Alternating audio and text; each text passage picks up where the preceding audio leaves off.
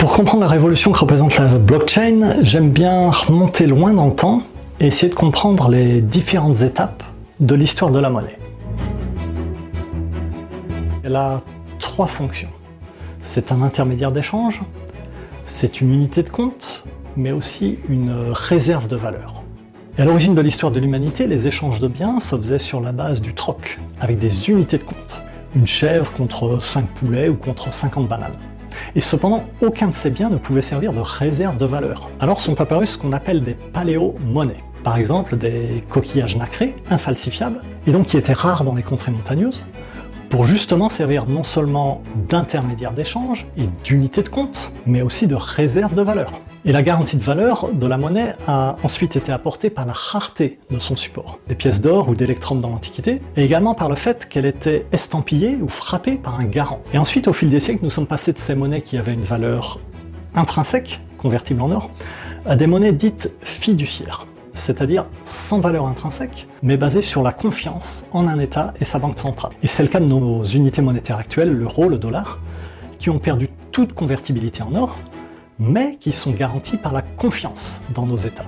Et de surcroît, la monnaie physique, les billets et les pièces de monnaie physiques, palpables, laisse de plus en plus la place à une monnaie scripturale, c'est-à-dire littéralement écrite sur des registres. Et enfin, la troisième étape de cette évolution, les échanges se font désormais sous forme électronique, digitale, avec des cartes bancaires et des paiements en ligne, et où l'organisme de contrôle n'intervient pas directement. Et enfin, nous y arrivons, la blockchain est en train de permettre d'ouvrir un nouveau chapitre révolutionnaire dans cette histoire de la monnaie, avec justement l'émergence des crypto-monnaies.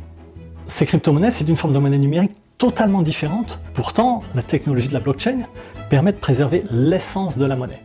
C'est un jeton abstrait qui est en soi immuable, infaillible, éternel, qui conserve sa valeur et qui représente l'échange de valeur, qui ne peut être saisi ou gelé, qui peut être transmis partout dans le monde, peut être vérifié indépendamment par quiconque le reçoit, mais elle n'est contrôlée par personne. Les origines de la blockchain. Alors à titre personnel, j'avoue ne m'être intéressé à la blockchain que sur le tard, en 2013-2014. Alors que la première transaction en Bitcoin date de 4 ans plus tôt, en 2009. J'ai d'abord été curieux, intrigué, puis très sceptique, je l'avoue, et j'ai finalement été, subjugué par l'intérêt du modèle mathématique et ses applications potentielles.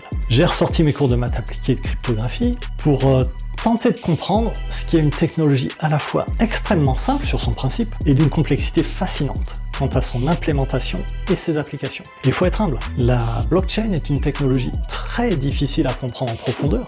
Pour retracer les premiers travaux sur la blockchain, c'est-à-dire des chaînes de blocs sécurisées cryptographiquement, on peut remonter aux arbres de hachage qui ont été inventés par Ralph Merkle en 1979. Ensuite, les premiers concepts de monnaie virtuelle voient le jour en 1999 avec le B-Money de Wei Dai, puis en 2005 avec le BitGold de Nick Szabo, et c'est cependant à octobre 2008 que remonte la genèse du Bitcoin. C'est sur un obscur forum de discussion de cypherpunks, des mathématiciens geeks passionnés de cryptographie, qu'un auteur anonyme qui avait pour pseudonyme Satoshi Nakamoto publia un article de 9 pages, le fameux Bitcoin White Paper. Et cet article mythique décrivait avec précision le protocole de fonctionnement du Bitcoin, et il esquissait déjà avec un réalisme redoutable quelles seraient les implications. Le Bitcoin était né. Et 3 mois plus tard, la communauté des cypherpunks avait déjà implémenté le code de Satoshi. Et le 3 janvier 2009, la première transaction en Bitcoin, le fameux bloc Genesis, était réalisée. La blockchain n'est qu'une technologie naissante, aujourd'hui en 2019. Et comme pour Internet il y a 30 ans, nous sommes dans une phase initiale de balbutiement. Au-delà du buzz et du hype médiatique, il n'existe en fait à l'heure actuelle que de très rares applications de la blockchain en dehors du domaine financier. La plupart des applications prétendues ne sont pour le moment que de vulgaires bases de données décentralisées qui sont adossées à un processus de sécurisation très classique. Cependant, on peut citer quelques domaines très prometteurs en cours de développement et qui exploitent vraiment à leur plein potentiel les spécificités de la technologie blockchain. Le premier domaine qui m'intéresse tout particulièrement est celui de la traçabilité dans la chaîne de production.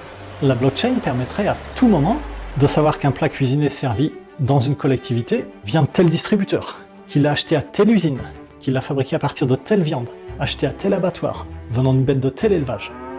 Et la chaîne de fabrication de l'aliment, ou du médicament, ou du produit industriel, pourrait ainsi être audité à tout moment et les lots incriminés par une contamination pourraient immédiatement être identifiés sans falsification possible. C'est ainsi que le plus gros conglomérat indien, Reliance Industries, travaille sur son projet GeoCoin, qui est une plateforme logistique à base de blockchain destinée à administrer son entière chaîne d'approvisionnement et de production. Un deuxième domaine d'application très prometteur, c'est celui des dossiers médicaux. La technologie blockchain permettrait de dater et d'archiver de manière sécurisée et infalsifiable toutes les visites d'un patient, chez son généraliste, chez tout autre spécialiste, ainsi que ses prescriptions de médicaments. Et pour la délivrance des médicaments, le patient pourrait remettre au pharmacien une clé de décryptage partielle qui l'autoriserait à lire ses ordonnances et lui délivrer les médicaments. Mais, secret médical oblige, le pharmacien n'aura cependant pas accès au diagnostic du médecin.